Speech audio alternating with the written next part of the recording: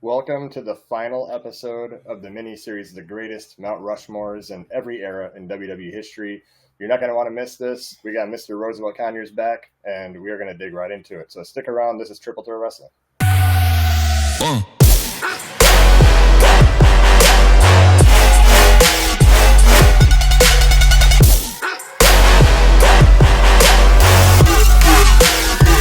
Welcome back to Triple Threat Wrestling. If you're new here, be sure to subscribe. We drop daily wrestling content. We are on the last episode of our mini-series, The Greatest Mount Rushmores in WWE History of Every Era. MVP, how are you? Good. Good. It's good. We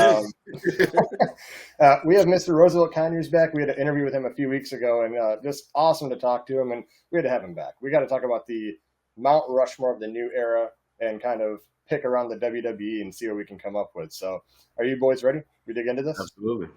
All right. MVP, I feel like you don't talk much lately, so why don't we go to you for your number one? If you know, you know. My number one. All right, I'll join you. I don't know if he's going to join. Yeah, okay. He's going to join. All right. Roman Reigns. He debuted with the Shield, and once they disbanded, it's like WWE just tried shoving them down our throats. Everybody hated him, and then COVID comes, and then he just starts putting out good stuff, and just been on the run that he's currently on now, and just WWE champion for like 4 years, and now every time he appears, it's like a special attraction. So the COVID era was strictly on his back. So I'm going Roman Reigns. All right. Roosevelt, we go to you for your number one. I have to go with my man MVP and go. There you go. Yeah. I would have to say Roman Reigns as well, man. I mean, the way he was able to transition from the Shield to the Tribal Chief and how he came about putting this character together. One of the biggest things for me in professional wrestling is adaptability. And he was able to adapt with, like you said, with COVID times and everything else that was going on in the world. And he went from being part of the Shield to being on his own to having a whole, the island of relevancy. So Roman Reigns definitely had to be number one for me. All right. So I'm going number one, and you know that I hate copying, and I really don't like to join the crowd. I like to be different, but if you've watched this show long enough, you know I'm a mark for the Bloodline. I'm going Roman Reigns too. So, like you guys said, everything was on his back during the COVID era. This tribal chief gimmick is what he was always supposed to be. Forget about the big dog. They tried so many to push him as this monster dude. No, he is the tribal chief. They got it right with this one. That'll be him for the rest of his career because this is how it is. And I mean, having Paul Heyman with you, and just making everything you do that's already big feel 10 times bigger. Mm-hmm. I mean, there's no other reign like it. I mean, there are a lot of great title reigns, but this one just felt very special. And maybe I'm biased because it happened during my lifetime, but I gotta go Roman Reigns. In this era, he's carried the WWE through a lot of stuff. So I gotta go Roman. So we go to number two, our round two, Mr. MVP. All right, number two. He actually left the WWE in 2016 and became a big star on the independents before helping spearhead a new promotion and leaving that to come back to WWE and just explode into superstardom and be that foil for Roman Reigns. Talking Cody Rhodes. Whoa! I had to. It's an impulse. Cody Rhodes is my number two. Okay. Let's see. My number two would have to be Seth freaking Rollins. I mean, man, the way this guy continues to put on performance after performance after performance on a high caliber with all the injuries that they consistently keep telling us about. We're like, okay, we get it. This man wrestles hurt. Man, I mean, the matches that he's had since 2016, since leaving the Shield, the way he was, again, adaptability, the way he's able to market himself and keep progressing and changing, having the biggest Money in the Bank cash in all of WWE. Yeah, I would have to say Seth Rollins. Absolutely. So I'm going number 2. And again, I don't like copying, but one of you I'm copying off of. It's Seth freaking Rollins. Mm-hmm. I mean, one of the biggest workhorses of this era. You know, if you need him, he's there. He does it. Hell in a Cell match with Cody Rhodes, big moment. Having the WrestleMania match with Cody Rhodes, all those matches. Then, you know, the stuff he did with Roman Reigns at the Royal Rumble, the stuff he's doing with CM Punk now. Like, last year at Mania when he was like that hobbled, I've carried this too far, like I'm the workhorse. You kind of believe it because you're like, this man has done everything for us, you know? Mm-hmm. And, I mean, he's parted as one of the greatest main events we've seen in WrestleMania history, you know, helping Cody and doing all that. And you got to go Seth freaking Rollins. Yeah. You got to go Seth Rollins. So we go round 3, Mr. MVP. All right, my number 3. Like you guys have, I don't know if there's any more I can say about this guy, because you guys already just put him over. But just he was an architect. He was a messiah. He turned into Joker for a little bit, and then now he's just maybe all those rolled into one with all his fancy clothes. Seth freaking Rollins. Yeah. You know, I do got to say, the funniest thing lately about Seth Rollins is when CM Punk said he looked like an oven mitt. I laughed so hard at that when he talked about his outfit. But no, I completely agree. So your third pick, Roosevelt, who are you going with? Yeah, so this individual has withstood the test of time, and he's been great in every era since he's came to the WWE. When you look at him and you think about him, you don't even think about his dad, which is really big. Like, you forget that this man's father was a professional wrestler, and he's a legend in the WWE. And I'm going to say the Viper, Randy Orton. Okay. He is one of those guys that get in there and he would test any and everybody. I mean, he just went down to NXT just to test Javon Evans. Never heard of Randy Orton ever going to NXT to step in the ring with anybody. And he went down there, and Javon is a good friend of mine. Like, he's from North Carolina as well.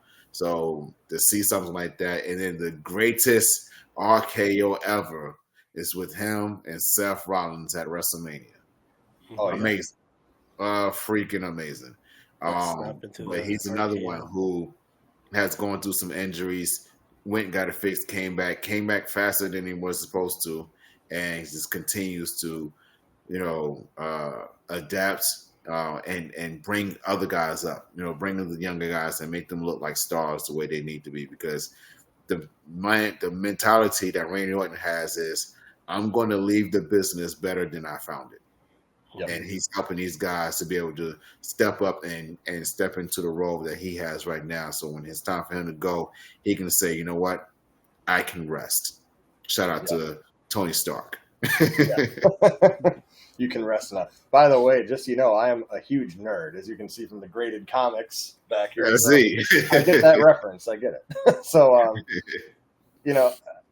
I'm going to go for my number 3, different than both of you. And someone that I feel, I don't know, I mean, you both should agree, but this man has added a lot of prestige in the WWE in this era. I have to go the Ring General, Gunther. Because this man brought the Intercontinental Championship back to life for me. He brought more prestige to it, and he's one of those heels that, like, I have a faction. I don't need them. Like, I'm going to go out there and win it on my own, but they're with me. Like, that threat is there, but everything he touches is gold. And, it's looking like prediction wise, he may lose it to Jay if they're going to, go and finish that for Jay. But Gunther is one of their go-to guys, one of their guys that if you need something to feel important, like he's the guy to go to. So he's added a lot of prestige to what he's doing in the WWE, and that's why he's going to be my number 3. So nice. MVP, who is your final face on your Mount Rushmore? This one was a hard one for me. I did think about going the Randy Orton route because 2016 to now, he's a big part of it. I kind of wanted to put a new face on there, so I ultimately decided on AJ Styles. So his career before he got to WWE, already Hall of Fame worthy, could have ended it there, and what a career. But then he comes to WWE and he just ups the ante. His matches, like you want a phenomenal match, pun intended. You put him in there and you have a solid program. And he's only held the title once during his time, but I don't think that diminishes his spot on this Mount Rushmore, the new era. So I'm going AJ Styles. I mean, SmackDown is the house that AJ Styles built.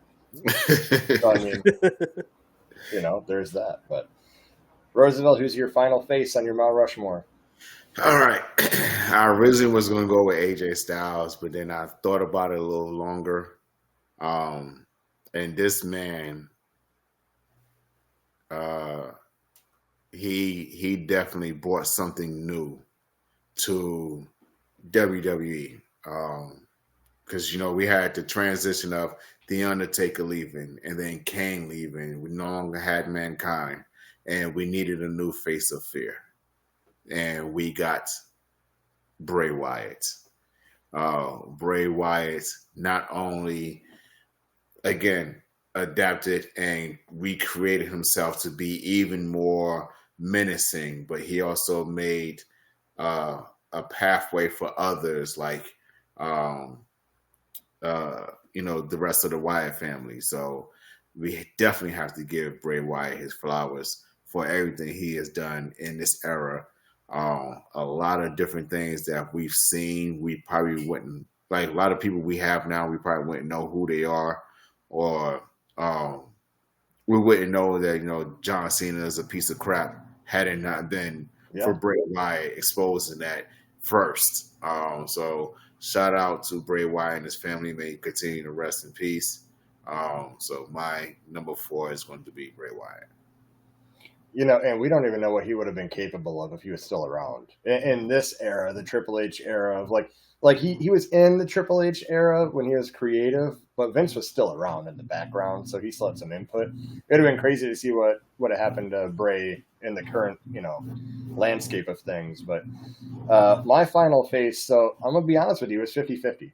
I had 2, and I couldn't decide on one, but I think I'm going Randy Orton.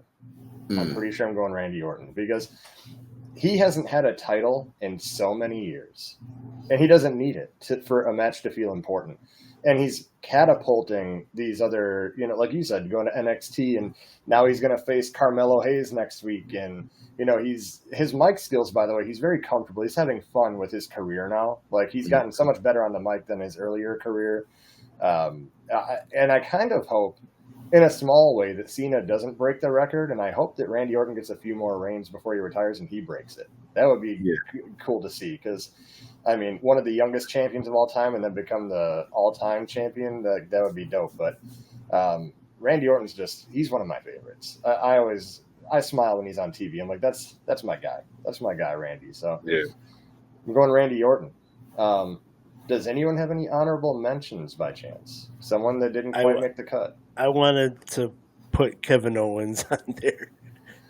I thought about it. Yeah, definitely have to put Kevin Owens. My honorable mention has been AJ Styles. And then also, like, Daniel Bryan, but he might have been hurt too much. Yeah. During the era. And then maybe Sami Zayn as well. I thought about saying, I almost put a female in here. I almost put Becky Lynch on here for a lot of stuff she's done during the new era. Cody Rhodes, I almost put on there, but he was my 50-50, him and Orton. But I'm like, I love Orton, man. That, like you said, that stomp into an RKO, Seth Rollins didn't even want to do that. Or he wanted to do it. And Randy Orton's like, no. It's too dangerous. And he's like, no, I want to do it. And he did it. And you can see how pumped he was when he pulled it off. Like, that's those moments, man, that are just so dope. But yeah, that's going to round out our Mount Rushmore of the new era. Hopefully you enjoyed it. Put yours in the comments below. Did we miss something? Did we overlook something? I almost put a guy that I saw in a match on NXT. He was very good. His name was Victor Andrews. I almost put him on there because technically he was in the new era, right, of WWE during that time. Absolutely, yeah. You never know. He would have been a really good, if WWE would have kept him around, he probably would have done some amazing things. I'm thinking, man. So, but yeah, other than that, I heard he became a Lashley sister, and then he started fighting people like Veer Mahan, and then no one's seen him since. I'm going to be honest. I think the guy is a myth because there's no way that he's like a model, an actor, a champion in the Indies, ROH, AEW, WWE, the military.